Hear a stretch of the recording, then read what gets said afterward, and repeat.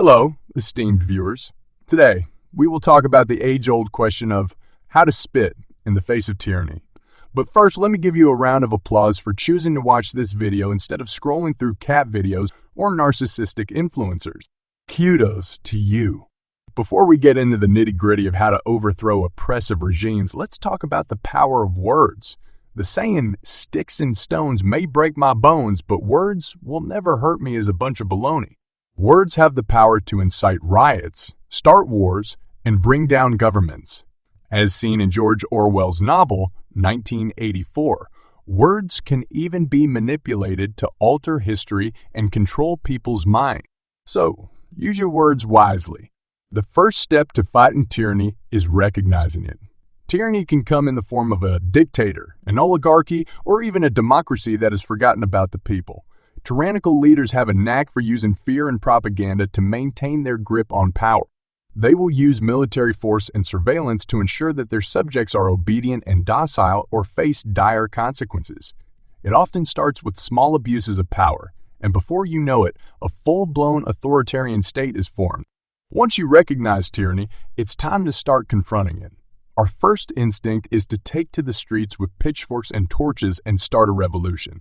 However, that can be dangerous and will likely result in bloodshed. So, let's start with smaller steps. Organize peaceful protests, utilize social media to educate others, and support initiatives that promote democracy, equality, and human rights. Whatever you do, don't remain silent. Silence is compliance. Creating awareness is essential in the fight against tyranny. When the public begins to recognize the abuses of power committed by a government, it becomes more challenging to ignore them. Utilize the power of social media to share information, start hashtags, and promote awareness of the issue. Encourage people to engage with their elected representatives, spread information to their families and friends. In short, awaken people to the reality of their suffering. Next, civic-mindedness.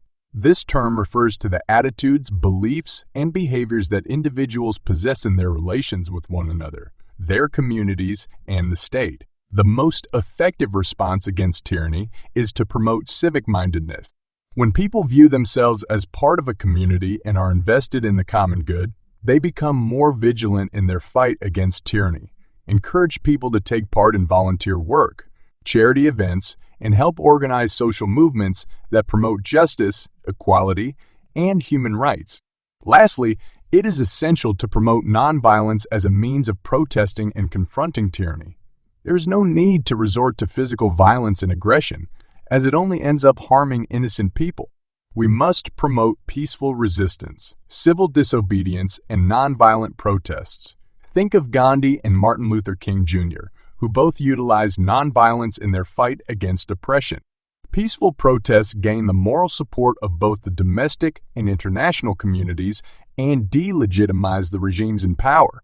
In conclusion, we have given you the tools and strategies for fighting tyranny. Remember, it all starts with recognition, creating awareness, promoting civic-mindedness, and embracing nonviolence as a means of protest. So, go forth and spit in the face of tyranny. Thank you for watching.